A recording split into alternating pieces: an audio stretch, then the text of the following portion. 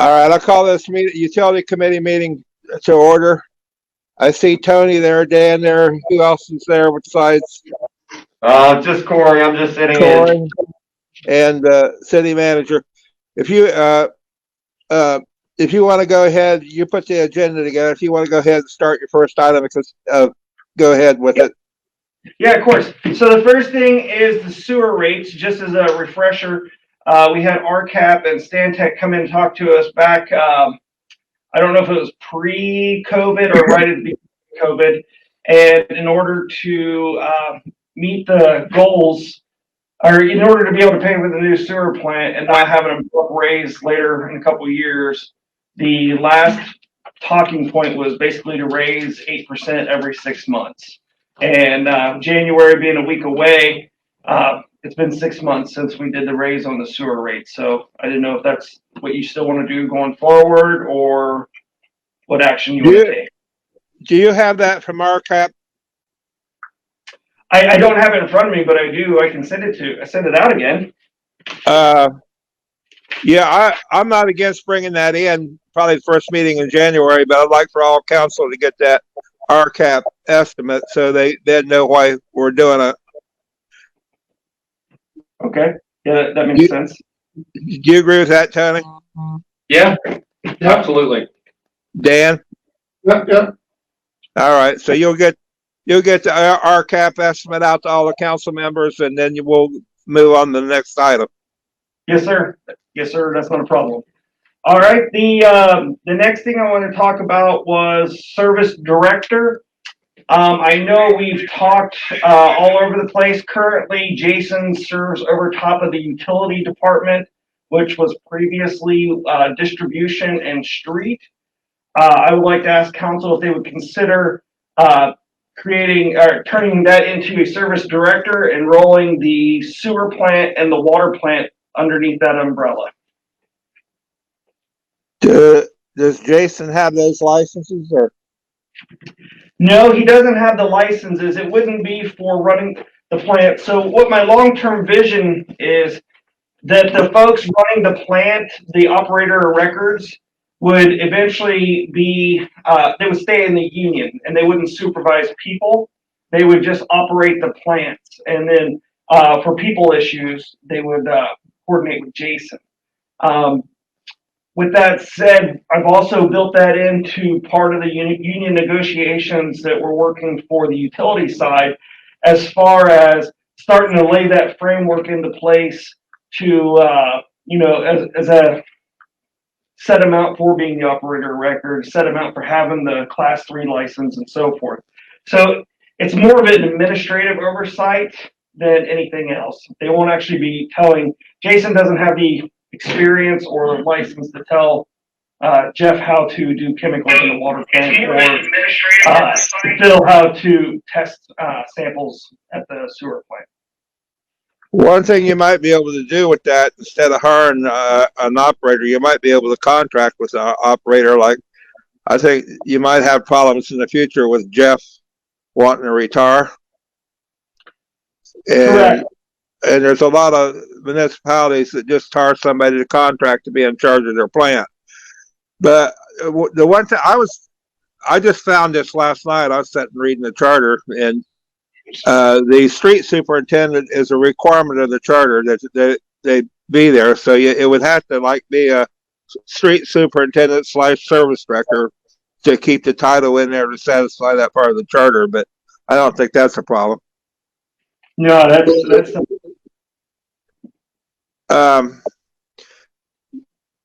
you think I don't really care one way or the other. Whatever you think. What about you, Tony? You know what, I'm the same way. I think if Scott thinks he's got a plan, then let's bring the plan forth and see where we're at. Same thing. Maybe next time we discuss personnel in executive session, you could maybe lay out your plan, Scott. Yeah, absolutely. I can even email it out if you'd like. It's just a simple line and block chart of what that'll look like, as far as an operator within and an operator of record within. So I did a lot of talking to all of our folks, and I was trying to figure out how to grow an operator of record essentially. And, what does it look like? And a lot of the feedback I got was none of them want to be operator of record outside the union. So we have some really great candidates that would be great operator of records. Their fear is just leaving the union and coming out and being a supervisor. So that was the other side of that as well. It's supervising other people.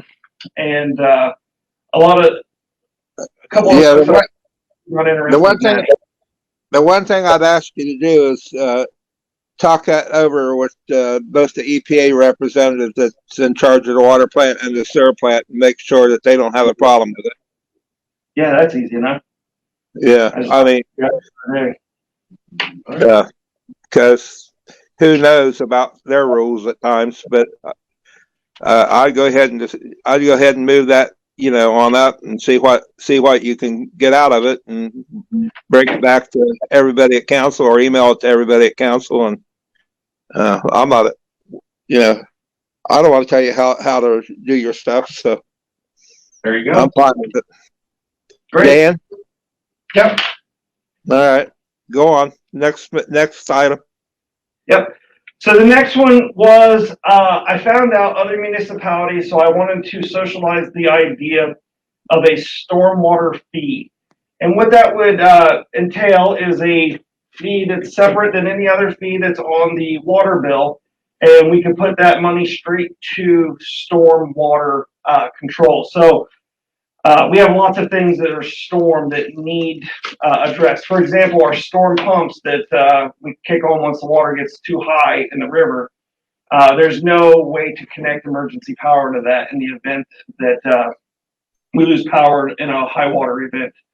Also, going down Poplar Street, all the storm drains down through there. There's been so much asphalt added over the years that the road is essentially above the top of the curb. Well, it's the top of the curb and then over the top of the storm drain.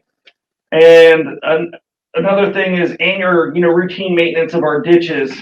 We don't have a piece of equipment that'll go out and efficiently dig, just go out and clean out all of our ditches. So not a new piece of equipment, but renting a piece of equipment for a month and just focusing solely on those types of things. So I just wanted to throw that out there for discussion and see what you folks think of it. Also, to be fair, there's, I think there's a lot of storm drains around our city that are below grade because of just continued asphalt. So there's a lot of them that need to be raised, not just Poplar.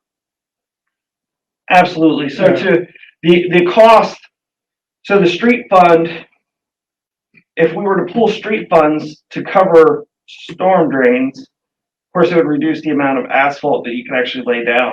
And Taylor could speak, or you guys could actually speak better, because I try not to get in this world of what color of money can be used for which project. I count on the experts to tell me what's okay, because I don't want to get myself in trouble. But they're having an individualized pot one way or the other that we could devote solely to storm could be very beneficial to the city. They back years ago, Dale Wharton approached me, and he had a little bit of a different idea, and I want to throw it out because he suggested that anytime somebody built a building like all the buildings that were built on the right side of Canal Street going down, that they pay a certain percentage of their permit fee to stormwater. Because when you build a parking lot and you put a big roof on a building, you collect a lot of stormwater that you have to deal with somehow or another. And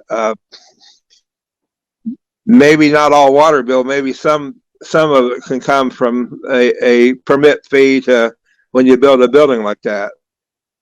So it's called impact fees, and we don't have a building department, so we don't really issue building permits, but it is called an impact fee. Well, maybe we could have the impact fee with and most people building things expect to pay an impact fee. So, I mean, maybe we could have an impact fee and not put it all onto the water customer. I don't see any new buildings going up though. But yeah, I know I know we missed the boat to the 70s and 80s when a lot of that stuff was being built. But I just thought, everybody ought to. I recently had a water leak and I could afford it, but I don't know with the income situation in Nelsonville how much we could put to the water bill. I mean, if it's a couple dollars, maybe it's not that bad a deal. Right. So what we've seen so doing a little bit of homework on this, it's a separate fee on the water bill, so it's not incorporated in the water rate per se. And, anywhere from $5 down to $3 a month is what we saw in our little bit of research that we did. I think Logan's got one. Do you know what Logan's is? I don't want to say a number and be incorrect. So I was told at one time, it seemed to me like it was $3, but I could be wrong too. that sounds about right, but I don't want to say a number and be incorrect. Well, unfortunately, as bad as things are, as far as many storm drains there are and our storm drains and our whole system needs to be corrected, you might end up having to do like a $5 for the first year or two, and then you could reduce it down to like $3 to cover just maintenance on it at that point. Nothing in government ever reduces that I've ever seen. You get a fix, you won't require that heavy income, and you could reduce it down to $3 at that point, just to maintain them. To get them fixed originally, it's gonna take a little chunk of change. Scott, why don't you have Gary look into how you could do that? Okay. Because I'm not familiar with the legalities on it. I'd also like to see us a small impact fee, and just in case something never does get built, you can still, get some impact off of it. Sure. No, that's easy. Again, I just wanted to bring to council that, and I think it's a well-known problem, the storm water issue. And I don't know that a fee is the best way to solve that problem. But to get after it and really, try and tackle it and get caught up, I don't know that our current budget's going to allow for a whole lot of change rapidly. Well, you're correct in that, because we're only directing 5% of the income tax to the capital improvement fund, and that's through the years, that's where the money's come to do projects like that, is out of the capital improvement fund. So you're correct in that amount. There's not a lot of money there to with paying 95% to the general fund. There's not a I don't see any extra money in that fund. So you're correct in that statement. And maybe some other people can come up with some other ideas. Maybe all council can get in on it. Of course. Oh, and the last thing, I don't know that I mentioned this or not. The other places, what's the term, proprietary fee, so you can't use that money for anything else other than storm. Just like water money, you got to use it for water projects. So yeah, anytime you establish a fund directed like that, it's actually about the only one that isn't is the general fund. Great. All right, is everybody okay if we move on to the next one? Yep. All right. Here's another idea that was floated, and again, this is stealing from other municipalities. How does council feel about doing away with water deposits and just charging a turn-on fee? I think that's a good idea. Yeah. The ball. Or instead of a turn-on fee, a new customer fee instead of a turn-on fee could still stay at actual cost. So when people want to have their water turned off or on for different reasons, they're not paying a new customer fee, which is bigger than yeah.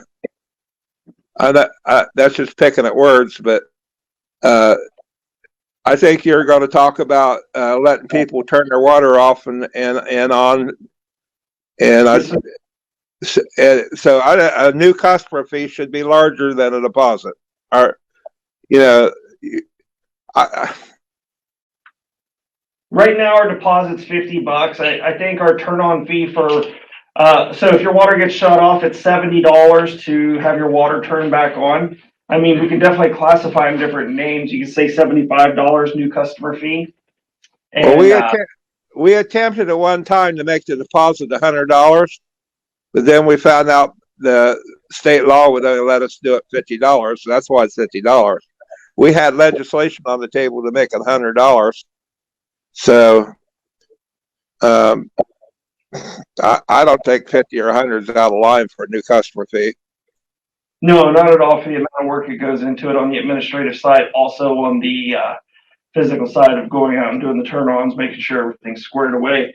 Are you folks okay? I mean, if I'm going to send this over to Gary, doing $100 new customer fee, getting rid of the deposits. Now, what that means is when I was talking to Taylor, it wouldn't be a mass refund. It would be one of those through attrition. So new folks coming in, we get the fee. There'd just be no more deposits. Well, they never return the deposits anyway.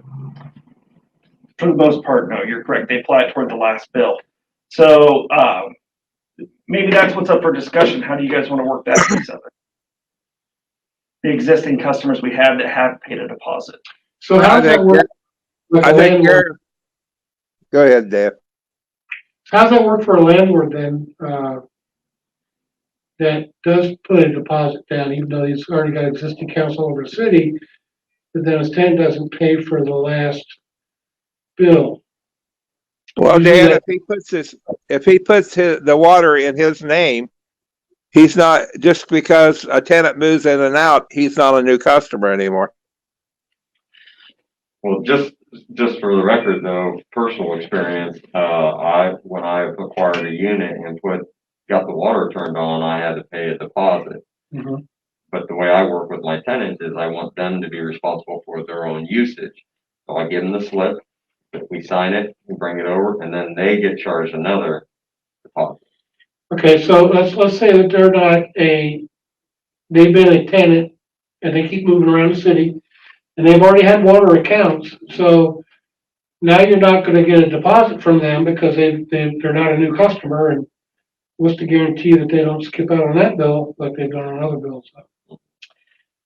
So that is this is where talking to other folks, it's a business decision for you guys to make. So that is a real threat. The problem side is the juice worth the squeeze, meaning the amount of time that they spend on the backside, the administrative side, and if Taylor came in, he could explain it. But we have cards of people's names that the ink's faded on, and they have to go through and manually load those and verify them and go find the records from if somebody passes away. You wouldn't have to do any of that. That would all go away, all that administrative work. So is the return of the efficiency over here worth losing the possible water? Because the reality is those folks that are stiffing us anyways, they're stiffing us for large bills for several $100s. And that $50 is only going to take a small chunk out of it. Whereas if you, on the front side, ask for $100 connection fee, you might as well look at collecting, you're basically collecting it up front. But they're no longer new customers at that point. You're saying for new customers. Well, so if he moves out of his house and stiffs his landlord and he moves over to your house, then he would be a new customer. But he's already had an account. It would be, you'd have to tag it per a new customer per address. In other words, you're a new customer at that address. Now, as long as it's 40. Yeah, because if you go to Corey's situation, so let's say, Because he didn't pay that. right, so let's say that, you guys both are, say it's two of Corey's rentals. If he leaves one and goes to the other one or to a different one, Corey is not a new customer. He's been a customer because we have it separated out, but the actual person living in there would be the new customer. Okay, let's say I sell my house, then I buy another house. You're talking about an owner. Yeah. Yes, that's a new I'm a connection. new customer again. Because it's a new address. You'd have to put it in the language that at each address, new customer at each address. So like the house I have on Patton, that would be a new customer. Even though we have water on Railroad. Yeah, Gary would have to look at it. And there's water regulations and water laws that he'll have to look at it and make sure we're within and write it so that, you know, it's a matter of using the right legal language and you can do what you want. If it's okay with committee, what I'll do is I'll just send it over to Gary, say, we're looking at doing away with the deposits. We want to do a new customer fee of 100 and then just start working the language from there. I will say this, I've been around the city since, well, I think I bought my house in 88, and the auditor wise dealing with audits and whatever on the water deposit has been a real pain for all those years. I think, you know, that there's even been times when we've got findings because we didn't do this or we didn't do that, and it had, over the years, dealing with that situation has been a pain. Absolutely, and Taylor echoed everything you just said about on the backside reporting and all the stuff they have to do on the accounting side.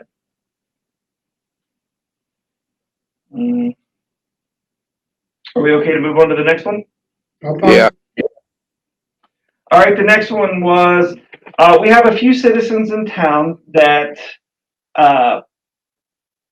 for example, a garden. They have a meter to water their garden and they only use it 6 months out of the year. And the other 6 months, the way the code's written, they have to leave it turned on and pay the minimum service, whether they use a drop of water or not.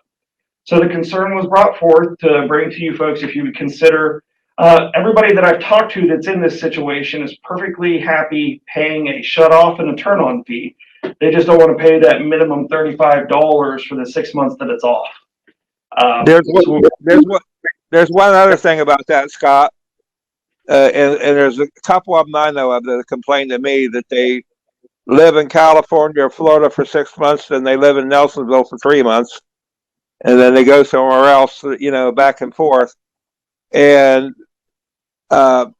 they're paying to have the water shut off because they're afraid they'll have a leak while they're gone and ruin their house, and then they're still paying the minimum even though their water is shut off. Correct. I've got that. That's one of the complaints I've heard. Well, they shouldn't be paying the minimum if it's turned off. No, they pay the minimum. If you got the meter, you're paying the minimum. Even if it's turned off. Yeah. I think we should change that. Yeah, I just go with what Scott's recommending there. I wouldn't change that minimum part because you're going to have all kind of people. You know, my water was shut off because I didn't pay it, and I don't. You know, I just think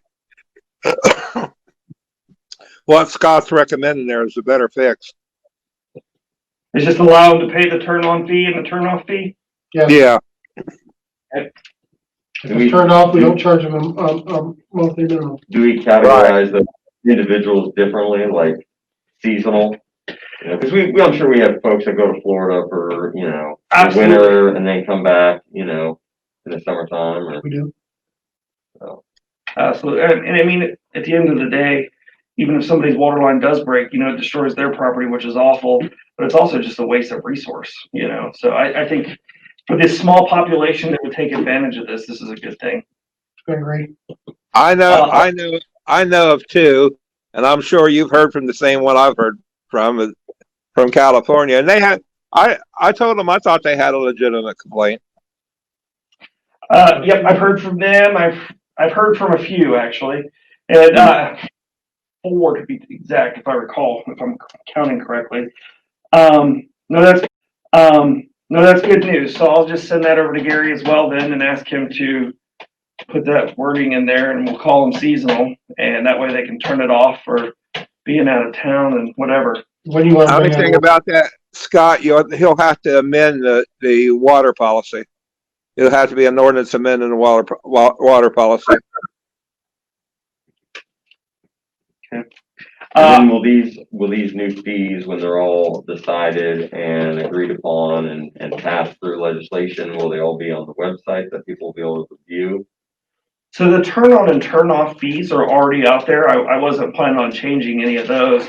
The only one that I was, have anything on currently is the new customer fee, for the water deposit versus customer fee. And then are like the tap fees and stuff like that on there as well? They are. Okay. They are.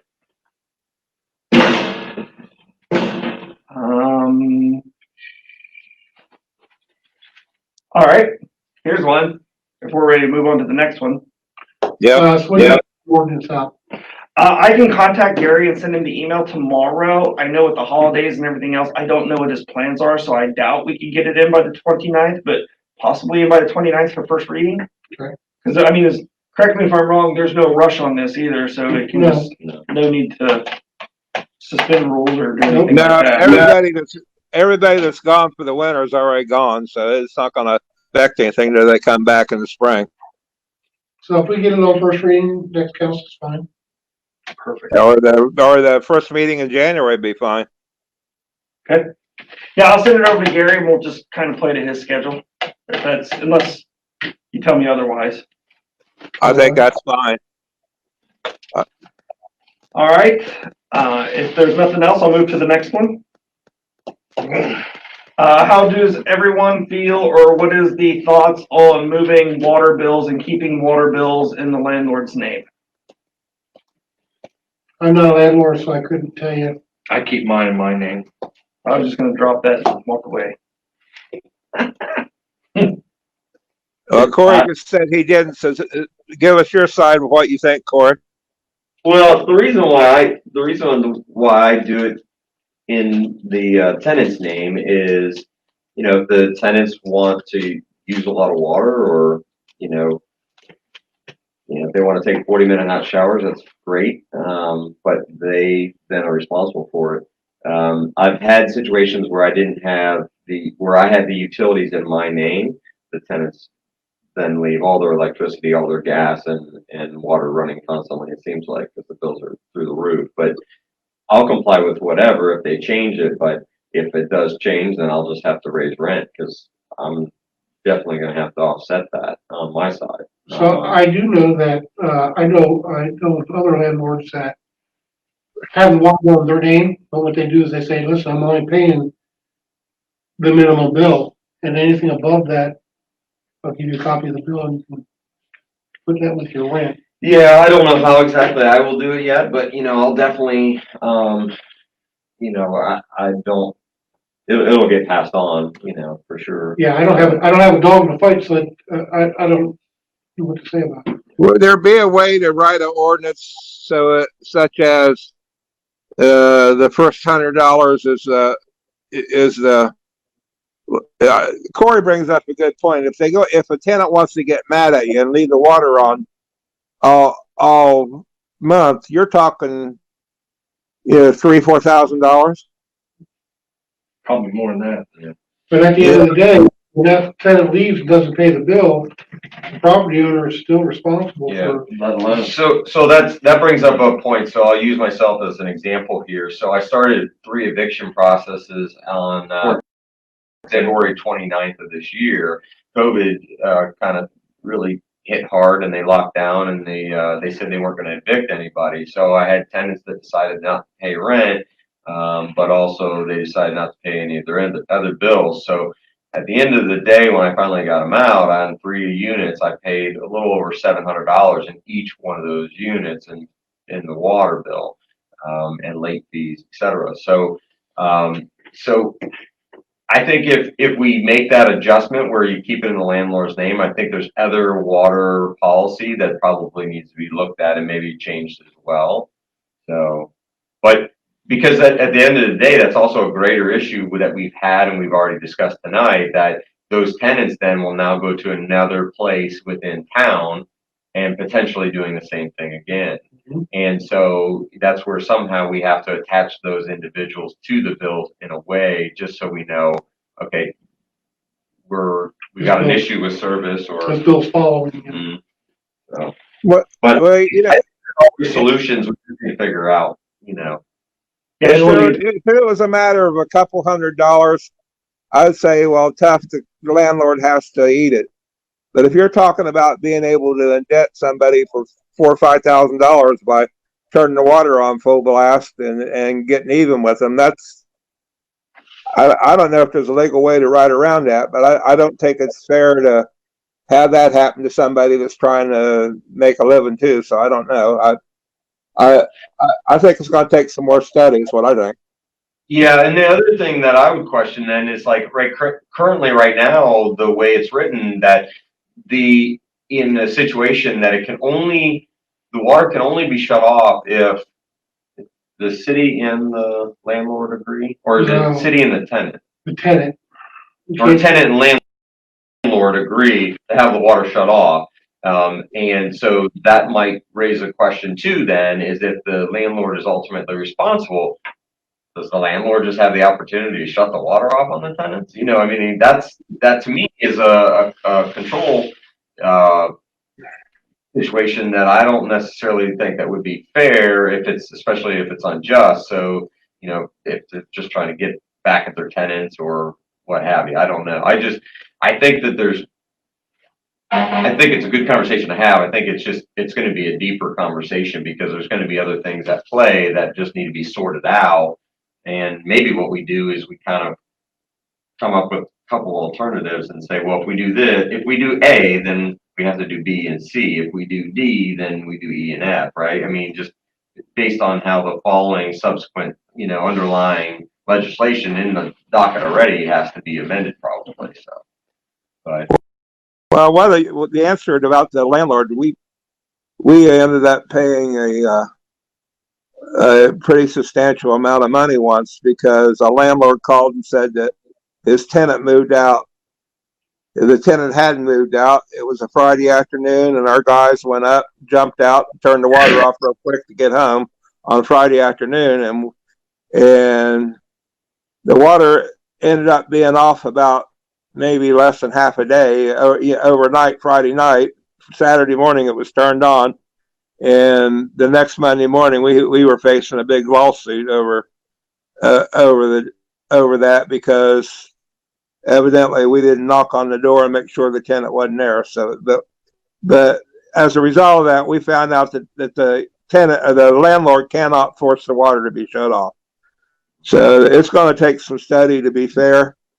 I was just sitting there thinking maybe if the landlord put a certain deposit up instead of putting the name in it, it would. It don't matter because in the end, I was just trying to think through this, but in the end, the landlord is responsible for the bill anyway. So, right, I mean, the current construct. So if we look at what we have today, the as is, if I rent from Corey and I go in and I run up a big water bill and then move out and leave and I don't pay the bill, he's currently stuck with that bill that he now has to pay. And if he refuses to pay that bill, we haven't exercised this option yet, but it is an option. We can put that bill on the property taxes. So that's the current construct, where the owners that have the water bill in their name, it doesn't, I mean, at the end of the day, it's going to be their bill to pay no matter what, the owner, versus the construct we have now or the new construct or a proposed construct, whatever that looks like. I don't know how unless the city comes to an agreement on how much they'd be willing to waive, I don't know how to remedy the situation, because at the end of the day, somebody's got to take the risk and somebody's going to get screwed. I mean, there's no other way. And I totally agree with, you know, being a landlord, you're doing that as an opportunity to make money. So I mean, it's a cost of doing business. So, you know, definitely to an extent. But Mr. Clement brings up a good point in his question there. I don't know if you saw that on the Yeah. screen. Then what happens to the abatement policy that we just put through too? So that, So a lot of so if I understand correctly, because I don't monitor the billing down there, Taylor does all that. But if I understand, there's one or two landlords that have already come in and just paid the abatement for all their rentals all year. That way, they're covered up to $500 if there's a break. And then, so if you want to do it, great, you can, and you can pick and choose. Or if you don't want to do it, then it wouldn't matter. So I don't know that it has any impact on the current abatement program if it's in the landlord's name or not. Now, here's the issue though, if you have a tenant that refuses to, so if I'm your tenant, there's no benefit for me to have that abatement program because if the water line breaks, that's your problem. right? However, but I guess I think the way it's put in. On the Sorry. abatement, you have to have a leak. It ain't a matter of just running the bill up, not paying it. On the abatement, you have to have a leak. Yes, sir. Thank you. You're absolutely right. It would be, the difference is, I mean, it could be a sewer leak, or I'm sorry, a toilet leaking on the inside where the old one, was outside only and so forth. But yes, you're correct. Maybe we could sell insurance. Maybe we need to come up with a higher price for more insurance. I mean, nothing would keep us from coming up with a program to insure against a big amount like that. Maybe that's some study we could do to say, the landlord, if you pay so much a year ahead of time, then if you get stuck with the big water bill, and the tenant will still be encouraged to conserve because they'd be paying the bill. They wouldn't know that the landlord was protected. So that might be a way to work around it by doing the same amount of insurance. And maybe we need to say, instead of paying $30 a year for insurance, you pay $60 and get up to $1,000. I mean, just some ideas. I don't know. I just don't know what that amount would be though to cover, Well, we'll have to sit down with Gary and see if we could come up with a way to write that up and look at what other communities are doing. I don't think they have an insurance for water policies for non-payment of bill. They probably do. And you don't might wanna not be able to do it. I was just throwing it out there, Dan, as an idea. Taylor has talked to me about other municipalities that do sell insurance for their water lines and such. Water lines. I don't know the ins and outs of it. So unfortunately, I guess what I'm trying to say is that there's something that may exist out there if we did a little bit more research on it, but I don't know the ins and outs of it. So I think that You can look into that. I mean, I don't think there's one out there for non-payment of bill. There is stuff out there for water lines themselves. Hence our abatement program for breaks, but And you're talking about it, you're saying not paying a bill, you're talking about like a tenant landlord situation. yeah, right? so it's where the landlord takes out an insurance and tenant sticks them with a $700-800 bill, so what's that insurance premium worth? There's parts of me that thinks that the bill should always be in the landlord's name, just because there's no surprises. Because here's the thing, like Corey said, and like Dan, like Greg has said, ultimately the landowner is responsible for it. And it's worked out well for me. I can just speak from my experience. Yeah. It works out well for me. So because you're month to month, do you kind of, like, how do you do it month to month then? Do you look for trends like in water usage or? Yeah, we look at water usage, and what we do is we get the bill and we talk to our tenant. We tell them it's your water bill's this much, your rent's this much, this is what you owe. And they come in and they pay it all at one time. We pay the bill already, and then they pay us, they reimburse us for the bill. For the water bill? For the water bill, yeah. So therefore, it's paid to the city. The city's not losing. You're not getting a bunch of surprise. There's $500 owed at that property. Well, you didn't know it because the bills weren't coming to you, but ultimately you're responsible anyway. So the bills should come to you because, if you're the person that's ultimately responsible, it is you. And that's the kind of the stance we took on it. And therefore, because when we bought a property one time, there was a $450 water bill against the property, and it was at a sheriff's sale. Sheriff, the city of Nelsonville didn't claim the lien against it. So therefore, we weren't responsible. And we didn't know there was a water bill. So needless to say, you know, it is one of those things where, you know, outstanding water bills also stop sales of a lot of properties because there's a few here in town that's been wanting to be bought and they have this outrageous water bill, and it turns out that they were a rental. And I think as the landlord, you know, and I don't mean that, I mean this nicely, you make money, supposedly, you make money at the property, you pay the insurance at the property, you're responsible for the upkeep of the property.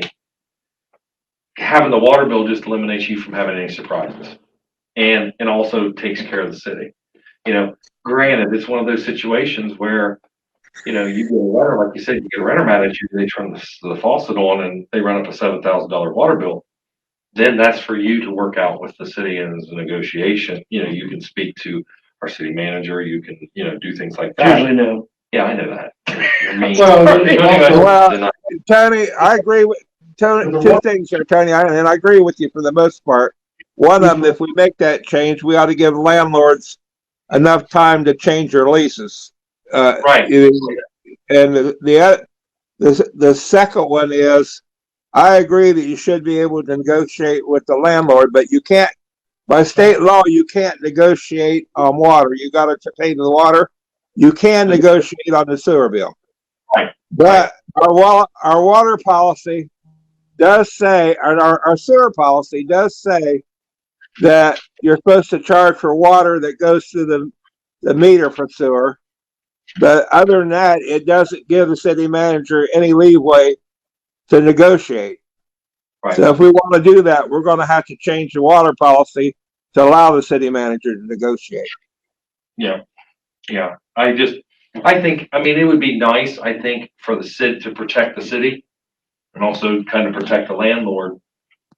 And also, even protect the tenant. If they have a water leak, they got to pay for the water. But if they can prove by a plumber or whatever pictures that they, or the city workers, that they actually had that water didn't go through, they just went out on the ground, maybe we should have the ability to say, well, since that water didn't go to the sewer plant, we can forgive that part of the bill. absolutely. I agree with that completely. I thought we did that on outside breaks. No, we didn't do it. We probably should get the water policy changed to do that. I thought that we forgave the sewer. No. The way the water policy used to read was the city manager could make an adjustment if the water line break was between the structure and the meter, Right. and you could only average out the last 6 months of the bill. It didn't segregate whether or not it was water or sewer. It just says 6 months of the bill. Well, And then you guys- I thought you dropped the sewer off of. Not the way the old code read. And then you guys took that off, and it's my understanding, I got pretty much free reign to do whatever I want. Am I right? People don't like it. It's the least fun part of my job, you Answer know. is no. Yeah. I mean, we have a form now. People fill it out, and they, you know, try to put on there why we should give them an adjustment. And it just Case by case. It is case by case, but I don't. Know, it ought to be pretty simple if you can prove by a plumber or by the city workers that the water didn't actually go down the sewer, that it ran out on the ground, that you can take that part of the sewer bill off. That, you know, however you figure out how much that is a tough thing, but I think it's not fair to people to charge for water that didn't go to the sewer plant. And the sewer policy kind of says that, but it don't actually say what you can do for it. Hey, put it in an ordinance. I'd much rather have that protection in an ordinance. Absolutely. It makes it a lot easier for me to do my job and go in there and, you know, adjust. I'm fine with you bringing that in you can find it in the sewer policy, Scott, where it says that you charge by the amount that goes to the sewer plant, and that you might want to have some protections where you actually have a plumber or a city employee that can verify that the water didn't go to the sewer plant. So, I mean, that brings up another good point. So if we send a city employee out to verify that, do we charge a fee for doing that? Usually the city employee goes out when Robert finds a leak, they send the city employee out. And I know this because I just had a leak and I just paid the water bill. I didn't want to, I could afford to do it. So I didn't, I just thought, oh, well, you know, some days you get the bear and other days the bear gets you. But, I had Rex come and he had to crawl in, and I got Rex because he's the only one small enough to crawl in my crawl space. And he come and he took a picture of it. So I could have, you know, but two or 3 days before that, Robert called me. It took me 2 or 3 days to get Rex here, but no, it didn't. As soon as Robert called me, I got Rex right there. Anyway, Robert called me, and he had said he had already sent a city employee up because he got a high reading on my meter, and he sent it up and had him check my meter and called me up and told me I had a leak. And Robert does that all the time. So I mean, that's the service that we've been providing to people. Robert tries to identify leaks and let people know. Right. The only thing I just want to put out for TV land out there is, you know, that is a service that we absolutely do try to provide. However, we miss some. You know, hopefully, Yeah, I know. Hopefully, because we get a lot of calls about that, they get really mad when we miss one. The new water meters going in, we don't know yet until the bids come back in if we're able to install the towers and have live readings every day. I think it sends a reading 3 or 4 times a day. In fact, the meter will basically figure out your trends, and anytime you break a trend, it will send a flag saying that, hey, something's going on with your water, which would be nice for the customer. But we're not there. I don't know. Over showers, depending on what soap you buy. Right. You know, it's one of those that the meters are definitely incorporated. The question is, will we be able to put in the aerial devices to transmit that? So, all right. Well, we do the best we can. I appreciated Robert's efforts. I paid like $700 or $800 to water I didn't use or water and sewer. Robert got a hold of me and told me I might have paid 14 or 15. I mean, so I appreciated what he did, and I'm sure he tries his best with everybody. And some of it might be the luck of the draw, just when your water bill gets red and he notices it himself and gives you a call. Right. It's another thing everybody might want to make sure that you have a good phone number on your water bill. Because he goes beyond trying to let people know they got a problem. Yep. I got 2 more. If I can move on to the next one. Yeah, we'll circle back around that landlord name and all that stuff. So the next one I have is, how do you folks feel about an ordinance requiring commercial users to have their commercial meter tested and certified, say, every 3 years or whatever, and provide those results to the city? Require them to do it? Not only that, Scott, if the meter is below 90%, they need to repair it or Replace it. Absolutely. You're 100% correct. So I didn't know which. Currently, we don't have anything for commercial. So the way it works now, just for everybody's essay, is commercial meters are the responsibility of the customer.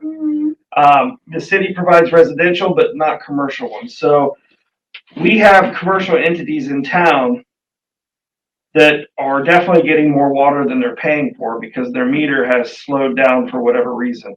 It's a big amount of money. We had Amorisco do a study like 10 years ago, and it was a big amount of money, and we've not done anything about that since. It's huge. So maybe whatever you guys decide, 3, 5 years, whatever, because we definitely have the capability to log that in the system. We don't have any records currently. We don't even have a requirement for them to do it. So it has to be checked by a certified. Right. Yeah, there's companies that do it. So like I get challenged all the time and I say, okay, well, I can take your meter out. I'll send it off to third party testing. It costs $150. They give us a report. If the meter's bad, I'll pay it. If the meter's good, you pay it. This would just take that part of the that part of the process out and put it all on the onus of the commercial owner. There would have to be a penalty if they refuse to do it.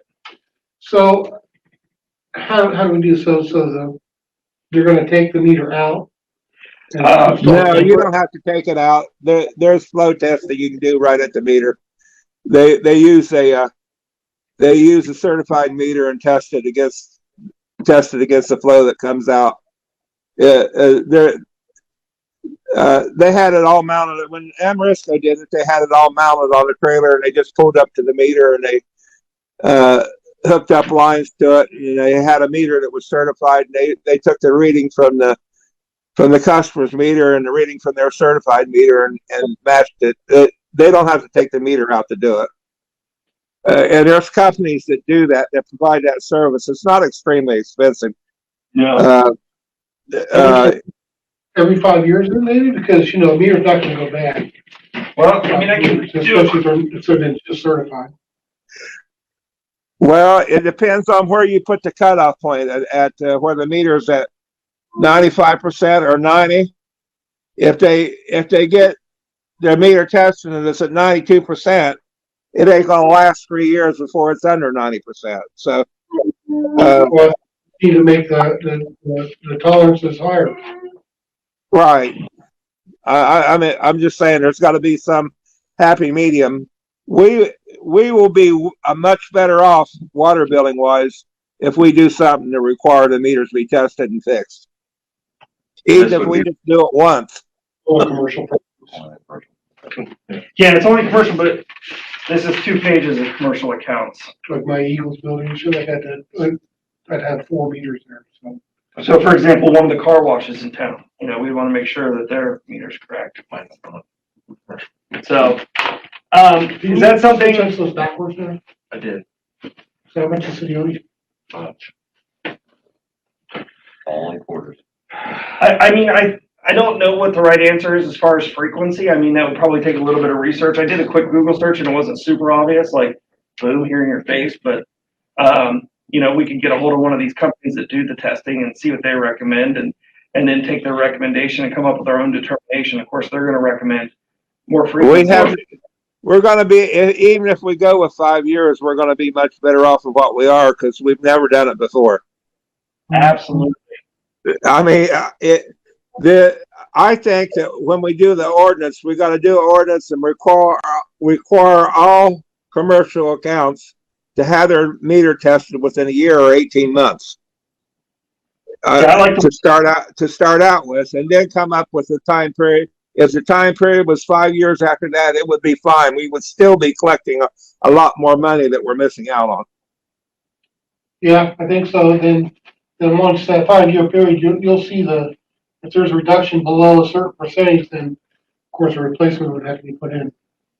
Well, they don't necessarily have to replace the meter. A lot of times, their meter companies can rebuild them and recertify them, and then they can have it retested. We come across this. I don't know if anybody was on council at the time. We come across this when the meter going out to Bookville was owned by the county.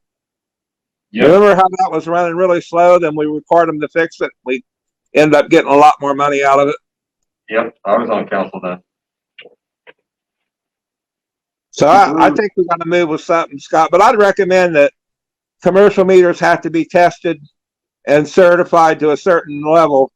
I don't know if it's 92 or 93% accurate, but within 1 year, and then every 5 years after that. Okay. I'll do a little bit of homework unless you're married. No, I have no problem with it. We don't have to get this in by the next meeting. You can do some homework and come up with some ideas. I do like the 1 year and a 5-year program, and then basically just research what percentages would be acceptable. And then, before replacement. I agree though, he should have, like some teeth to it. It's gonna have a fine if they don't comply with it. Oh, yeah, I agree. Yeah, put a fee to it, I'll get $500. I'll get some numbers to bring back to you folks for the minimum standard, you know, the 90%, 95, whatever it is, the minimum standard is. I know you guys want to do 12 months to get started, and then there's a fee, and then we just need to figure out the frequency after that. Because it could be different frequencies by diameter, because we have 2-inch up to 8-inch mains going into a lot of these places. So, Right. you know, I'm not a meter guy. I don't know. Yeah, it might be the life expectancy of the meter. Absolutely.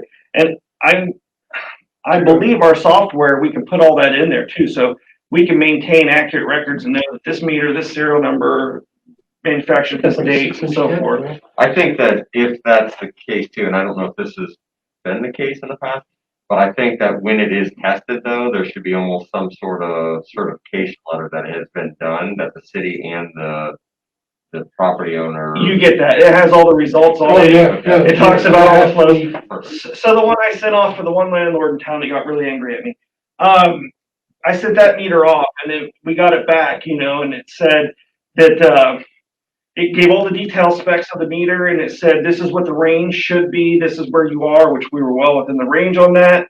And I mean, all and then the lab has to have a certification that does these testing as well, and it provides all that with it.